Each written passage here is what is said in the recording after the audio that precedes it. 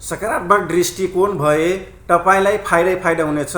यदि तपाईमा सकारात्मक दृष्टिकोण छ भने तपाईलाई धेरै फाइदा हुन सक्छ, तपाईलाई धेरै फाइदा पनि हुन्छ। त्यसैले तपाईले सकारात्मक दृष्टिकोण चाहिँ बनाउनै पर्छ। सकारात्मक दृष्टिकोण बनाउँदा तपाईलाई विभिन्न किसिमका फाइदा हुने गर्दछ।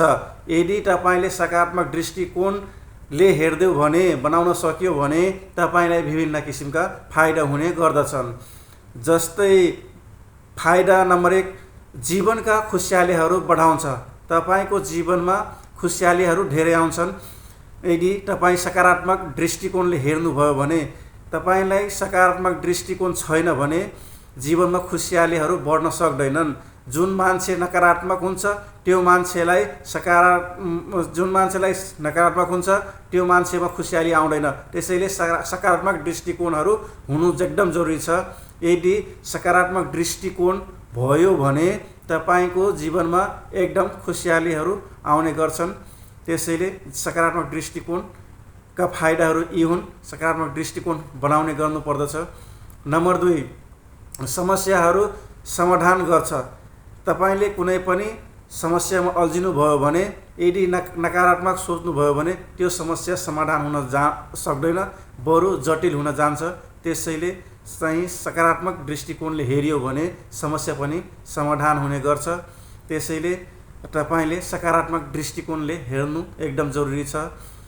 र नम्बर 2, गुणस्तर सुधार गराउँछ।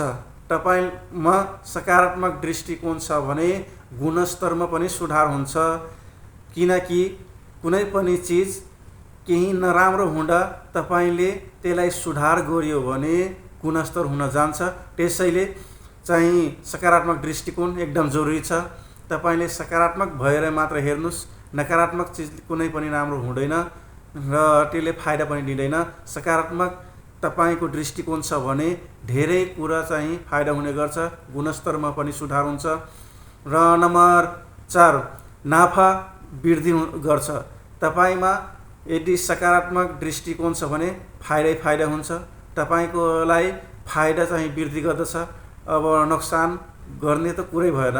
जुन मान्छेले नकारात्मक सोच्छ नराम्रो चिज त्यो हुनै जान्छ। त्यसैले त्यसलाई चाहिँ घाटा हुन जान्छ, नोक्सान हुन जान्छ। त्यसैले तपाईले सकारात्मक दृष्टिकोण बनाउनुस्, हेर्ने दृश्य चाहिँ सकारात्मक गर्नुस्। त्यो चाहिँ नाफा हुनमा वृद्धि गर्छ, एकदम नाफा फाइदा छ। र अर्को 5 नम्बरमा रहेको छ तनाव घटाउँछ। अब सकारात्मक दृष्टिकोण भएपछि त तनाव घटाउने नै भयो। किनकि नकारात्मक हुँदा चाहिँ हाम्रो मस्तिष्कमा नराम्रो चिज मात्रै आउँछ र त्यसले तनाव पनि बढाउँछ।